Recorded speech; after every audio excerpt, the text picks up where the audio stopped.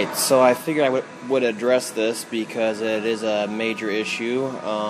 Doesn't happen too often, but you need to change the EGR out for whatever reason on a 6.4 liter, and the darn thing just won't come out. No matter what you do and how much you beat on it, it won't come out. We got a tool from Ford that presses off of it, off the housing here. That tool breaks, trying to take it off.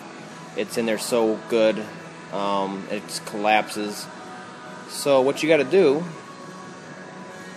is what I have done here. I pulled the whole housing off. Now this one's a junk housing that's been replaced already. So I preferably put it in a soft jaw vise, but just watch it. Put it in here. Spray a little bit of carb cleaner in here so you can loosen the carbon up. But it's mainly a corrosion issue is why it sticks in there.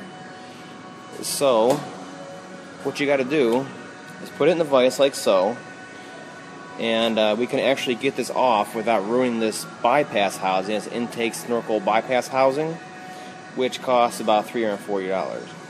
So what has worked in the past is that we can take an air hammer to the edge right here where it's strongest. These airs, they'll fly right off, and the rest of it's plastic.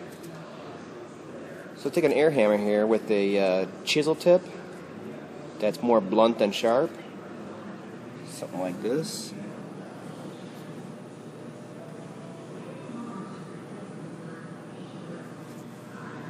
And then we're going to use it to vibrate it out more than chisel it out.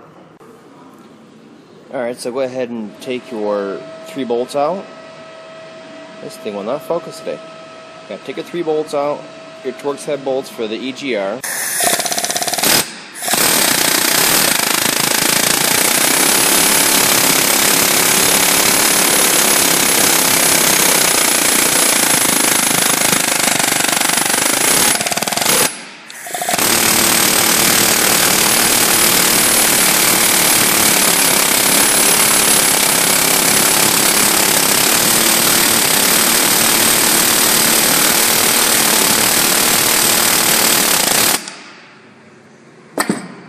Okay, let's see if we can twist it out of here. Sure.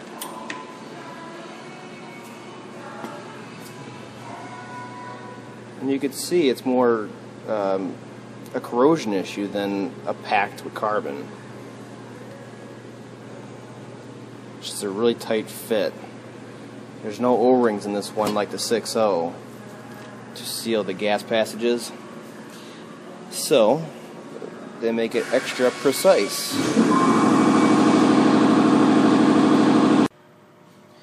So after you got the EGR valve out, we can go ahead and clean up all these sealing surfaces, Scotch-Brite, wherever you got, and then go ahead and try to degrease as much as you can out of here. Carbon, grease, oil mixture. I got most of it out. It took about 5 minutes to do this. And you can see how clean this is already. If you were to spend 10 or 15 minutes on this, it'd be like brand new. Now what I do, I put these EGR valves back in. I use a thin layer of anti-seize on the outside here, real thin layer, because it fits in really tight anyways. Something like this, high temperature nickel anti-seize that can handle the heat, and you'd be able to pull it out anytime you want in the future to clean it or whatever you got to do. Besides that, I would make sure you get a new O-ring for that side, and then get a new O-ring for the throttle body, which mounts to this side, and bolt her back up.